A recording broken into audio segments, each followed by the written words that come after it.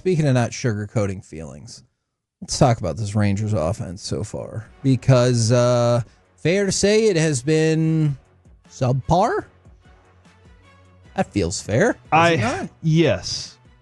1-0 wins are not optimal.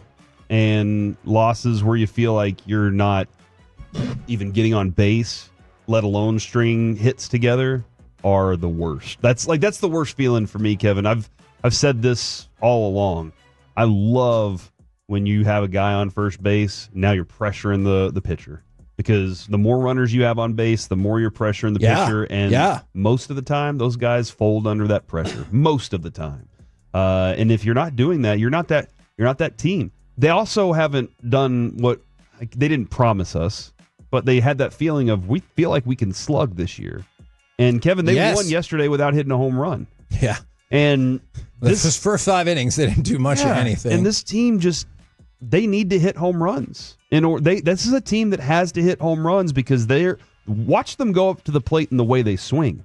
They're all swinging for home runs. They're not swinging for line drive base hits right now. You can see it in their swing. So they have to do that. And if they're not doing it, then yes, subpar is what they are at the moment. Do you know right now they're still with 10 wins? They are. Yeah, and that's weird. Honestly, that is the positive thing about all of it. Do you know right now the Rangers are on pace to hit 171 home runs? You know how many they hit last year? 176. Okay, so, what about the year before? The year before is like 230 or something like that. Yeah, and so that's the pace you're hoping to keep. And you're only a tenth of the way through the season, a little bit more. But that's how disappointing it's been thus far. And I feel like all of our conversations have to start, at least for me, with Joc Pederson. Joc Pederson has been awful. I believe right now he's in the midst of an 0 for 26 slump. 0 for 26. The longest run of his career is 0 for 29. And that was 6 years ago. And I'm just going to throw this out there. Just a question for everybody. We talked about this when we were at spring training. Is anybody concerned? He's a veteran. He knows what he's doing. But is anyone concerned that he was kind of D'ing around at spring training? I'd never seen him at another spring training. Fair. So I don't. That's fair. That's the one reason. Maybe he did this his whole career. Could be. But I do agree. I mean, how often was Mike furious at Luka for not? Or people used to be mad at Derek Holland all the time, and I realize it. Like we like Derek Holland, but it felt like people would get onto him for stuff like this when he wasn't playing well. I think the biggest concern. This is Alec. I don't know if you ever were you a class clown kid? In high school, yes. Okay, so I probably was always a class clown kid, and I had a teacher pull me out one day, and this was like almost into college, pulled me aside and said, "Hey, look, I know you're smart and you can get this stuff without having to pay attention in class, but the rest of the ones are the ones I'm worried about. They're seeing you act this way, and so they want to join in it. You're distracting them from it." And so that's where, Kevin, would be my concern is, if I'm concerned about it, not necessarily him, but everybody else seeing it and not putting in the effort and work they need to. That being said, his numbers aren't where they need to be for him to even have that kind of personality for it. And so here's one of the reasons I bring it up. But I bet he's kicking himself. Okay. I bet he is. No, I don't dispute that. I don't think there's anybody on this team that's like, haha, it's awesome that I'm not playing well. Like, I don't think that. Here's my concern about Joc Pederson. I hope it is that he was kind of screwing around at spring training, and it's going to take a little bit longer because the alternative is way scarier for this team, right? Look at the alternative. Go back to 2020. I know it was a shortened season. Joc Pederson was not good. Go back to 2021. Joc Pederson was not good. Go back to 2022. He was fine. 2023, I guess he was fine, probably below fine. And then last year, he was good. That's great that he got a contract off of last year, and I appreciate that. But when you look at all the seasons before that, are you like, hey, did we pay for 2019 and 2024 Joc Pederson? Because that's kind of confusing. I'm still curious about when the signing happened, how much they envisioned Evan Carter playing versus how much Joc Pederson might be a bit role in this, rather than, hey, we're going to rely on him more. Yeah. Like, would him playing allow Kevin Pillar?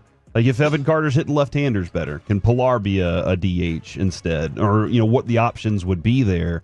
And that kind of screwed that up. Maybe they envisioned the whole time. They were like, no, we know that Evan Carter's not going to be ready for this season, so we need to find a piece to go ahead and do that. But I think they envisioned a lot more from him, and that combination of those two on either side of the plate, him and Burger, just has not welcomed itself the way we wanted to. Now, who do you think is the player that people most want to discuss in this segment?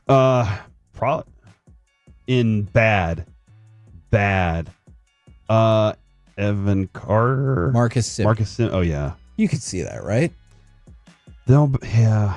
Oh, look, if we're just being honest. Yeah. Okay, so Marcus Semien still be hurt this month.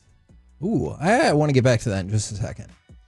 Marcus Semien this month, and this is one of the craziest stats you'll hear about the Rangers all week.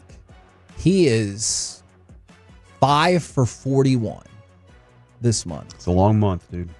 That raised his batting average. Oh, really? From the first month? Yes, from the first month when he hit a robust 105. This month he's hitting 122. Yeah, I think he's what? Oh, never mind. Go ahead. And people are concerned because they're like, has he been productive since going all the way back to the postseason run of 2023? And even then, that had a couple of ebbs and flows in it, obviously, as well. Last year was a down year. You look at the Marcus Semien back and forth season, we were really hoping that this would be a tremendous season, and it still could be. But my goodness, especially for your leadoff man, he has started this season horrifically poor on offense. Yeah, you go back, I mean, his home run numbers are kind of in the area the last 3 years, 26, 29, 23. He did have more runners on in the World Series year so that he was able to produce the 100 RBI from the number one slot. But the fact that his batting average is dipped from 276 to 237 to, it looks like 117 at the moment on Baseball Reference. That's probably a day behind. That's a huge number. That's 100 points right there. Yeah. Just gone. And even last year, you saw that number fell down. And if it's your leadoff hitter, that affects the entire first inning. It affects the entire game. And then when you come back around, you're like, okay, he's seen him once. Now that he's seen him once, we should be able to get a runner on. Seager should be able to drive him in. That's the expectation. And with his speed, we've seen him score from second. We've seen him score from first. We know him being on base is important, but it's not happening enough for us. And then, so this question comes up. I think this is a fair question from the 214. Why did y'all think Burger and Joc would be awesome? The Rangers got them because no one wanted them. I don't necessarily agree with that nobody wanted them, but they did get them because the market was not as robust for them.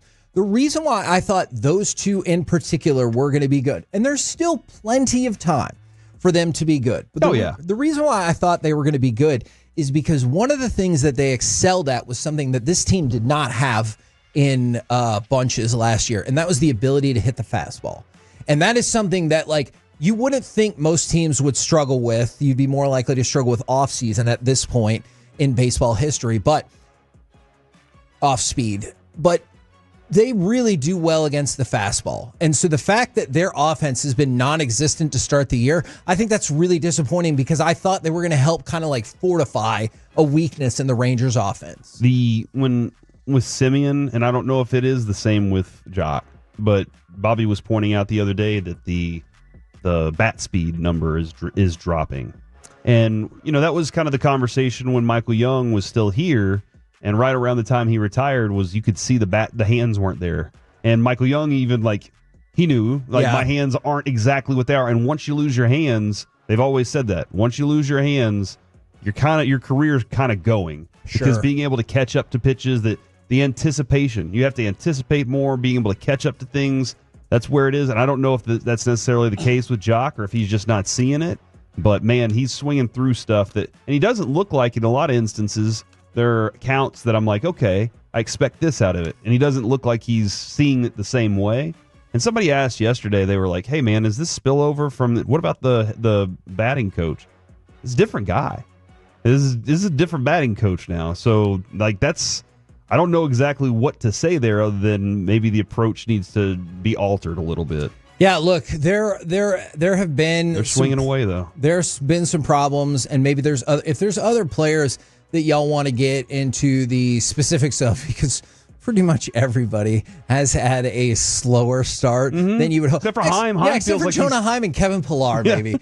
And Josh Young. But again, I guess not. You know what? Never mind. Wyatt looked pretty good. Not except Josh Young. Also Josh Young and also Wyatt Langford, just because they're not out there. Or I know Young is back, but they've missed time. So that still kind of factors into the equation. You could make an argument that Heim and Pillar are the two that have played as well or overachieved thus far. I go back to this time and again, and we did talk about, somebody brought up, hey, Marcus Semien got off to a rough start in 2022. Then he had a 5.7 WAR, I think. We did bring that up yesterday as hope for it can easily still turn around, because it's only been 17 games. You still have time to turn it around. You're still in first place in your division, but I am curious if real discussions will happen about Marcus Semien moving off of the leadoff. I don't know. It's not going to happen for at least another couple weeks, we think, right? Probably not until the end of the month. And even then, that's at minimum. Yeah, and I don't know too, Kevin. You're winning. You've won. You're right there at the top of your division. No, you're right. What do I need to change? Other than you just need to be critical of yourself in order to make sure that you're not blind to what's actually going on. Yeah. That's the whole key there. Look, if they're not blind to what's going on, they realize the potential is there for need to change. Not the need to change yet. And we go back to Chris Young with the G-Bag Nation on Monday. You can hear him every Monday on the G-Bag Nation. They were asked about lineup changes, and he said there are no lineup changes imminent.